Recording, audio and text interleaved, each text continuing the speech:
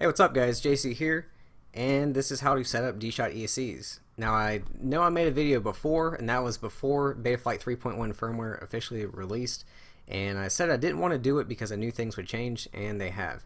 So hopefully this will be the last time I make this video. So first thing you want to do is go to the BLHeli suite, and let's connect.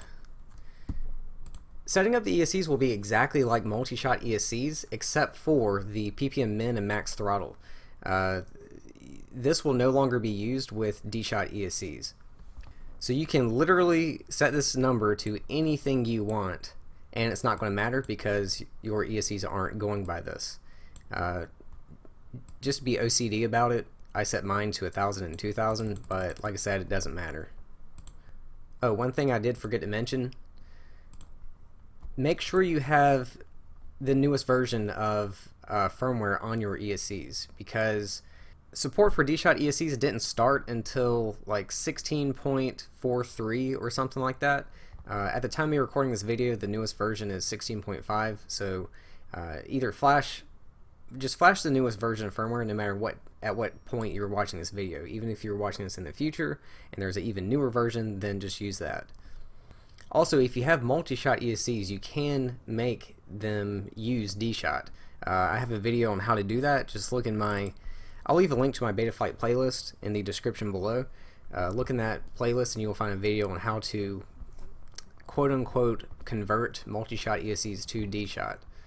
All it's going to require is make sure you have the newest version of firmware and removing a signal capacitor. And in that video, I show you how to find the signal capacitor and then remove it. So next we want to go to configuration, and like I said, you have to have Betaflight 3.1 or newer firmware, otherwise you won't see this D Shot option.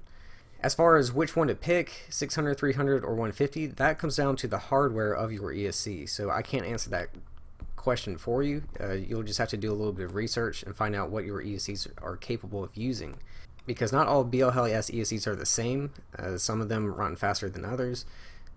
So some of them can do D Shot 600, some of them can't. The other thing you want to do is, and this goes for all ESCs when you're setting them up, go to receiver and make sure your channel endpoints are 1000 to 2000 with 1500 in the center. Also, you want to set up your gyro update frequencies and payload frequencies to You want to set them up correctly depending on what flight controller you are using. Once again, look in my Betaflight playlist and you will find a video where I explain how you would set these up depending on what flight controller and ESCs you are using. Now, as far as calibrating them, you don't have to calibrate them. That's the great thing about D Shot ESCs. There is no calibration. But you can control the idle speed. So just for example, I'm going to switch this to multi-shot real quick. And the default minimum throttle is 1070. So, and I do have air mode turned on right now, just so you can see this. But if you arm, they idle at 1070. If you want to increase or decrease that value, then you would just change your minimum throttle. So let's just say we'll do 1050. And then arm.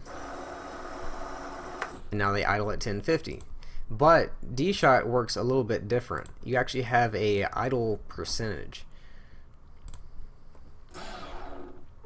So with it still at 1050 and D Shot selected, if I arm it, it idles at 1030. Well, if we set this to say 1100,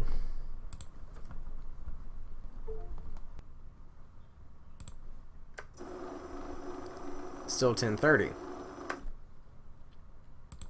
So what if you want to increase or decrease the speed at which your motors idle? Because I mean, my motors and ESCs seem to be idling fine at 1030.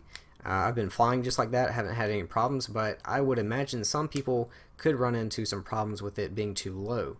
So what if you want to increase that value? Like I said, this is going by a percentage, so I would recommend just leaving the minimum throttle at the default 1070. Then go to the CLI and type set digital, and it will show your digital idle percent. If you want to increase the value, because say for whatever reason your motors are twitching or just not cooperating, then type set digital idle percent space equals space and then increase the value. You don't have to do whole numbers. You can do crazy numbers like 4.275, or let's make it even crazier with a 4. Then press enter. Once you see this, then you can type save.